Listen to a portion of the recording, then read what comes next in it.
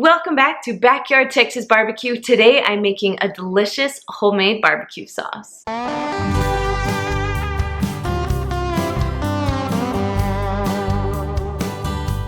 So I'm Kristen, and every Friday I share with you a new barbecue recipe, whether it's dessert, side dish, sauce, or of course, delicious meat.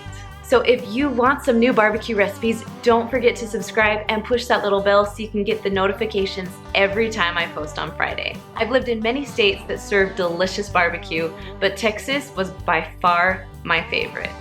So today I'm sharing with you a Texas-style homemade barbecue sauce, simple ingredients, but a lot of flavor. Now we're staying inside today because it is freezing here in Sacramento, so I'm gonna go over to the stove and show you how to make this barbecue sauce inside. I'm going to start by adding 2 tablespoons of butter in a saucepan over medium-high heat. Now you don't want to brown the butter, you just want to melt it. Once the butter is all melted, you're going to add half of a red onion chopped up into small pieces. The smaller it's chopped, the easier it will be. So once those cook for about 2 minutes, you're going to add about a teaspoon of garlic. Go ahead and mix that around for a minute or two until it's really fragrant. Now it's time for the good stuff. We're going to add 1 cup of ketchup. On top of that, you're going to add a ½ cup of brown sugar and then a ½ cup of lemon juice. You can use fresh lemons if you want. I'm using the lemon juice from the bottle. Next, you're going to add 2 tablespoons of apple cider vinegar. And then add 1 tablespoon of tomato paste. Now this is a heaping tablespoon because I like tomato paste. And it sticks, so make sure you get it all out. Next, you're going to add 1 tablespoon of Worcestershire sauce and then 1 tablespoon of normal yellow mustard.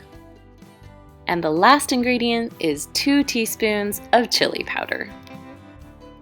So now that we have all the ingredients in, it's time to stir it around. Now it's still on the medium-high heat.